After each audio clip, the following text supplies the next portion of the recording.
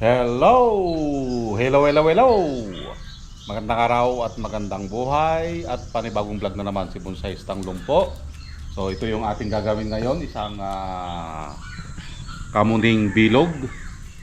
Yan.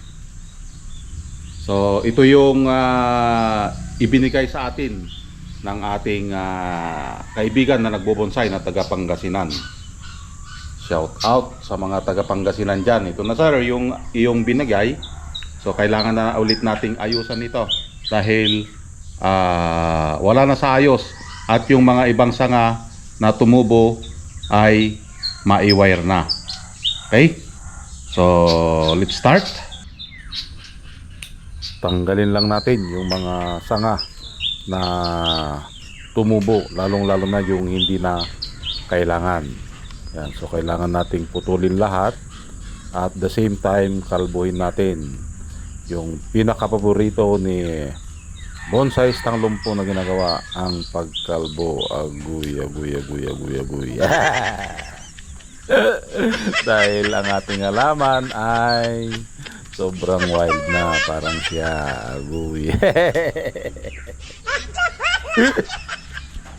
Wild nga siya, zero naman. Okay, so enjoy lang sa panonood hanggang sa matapos nating ayusan ito.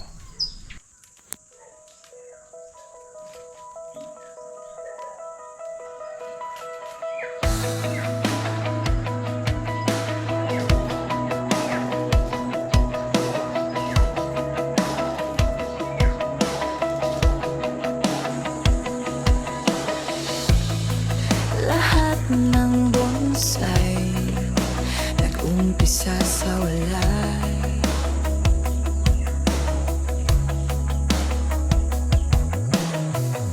Tahimik sa paso, nakahimlay sa mesa.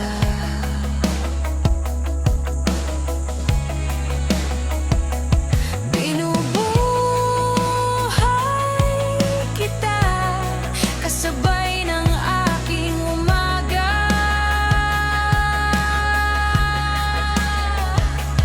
Dahan-dahang pag-aruga sa bawat dahon na makita.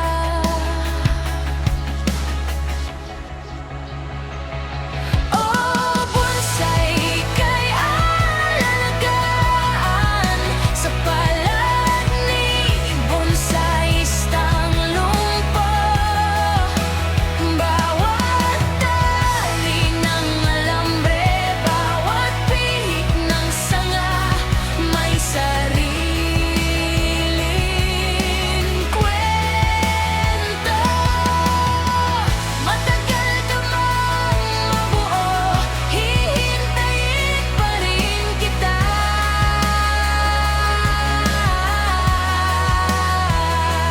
Bubuhayin, aalagaan kita sa palad ko,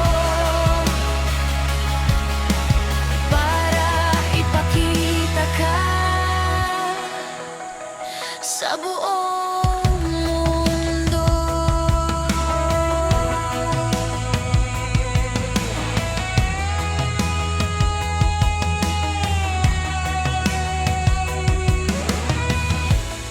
Sumibol ang sanga, parang bagong pag-asa.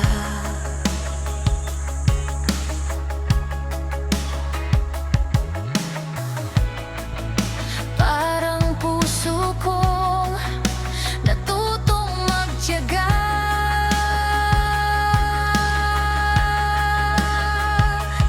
Bawat sugat sa katawan mo, simbolo ng katatagan.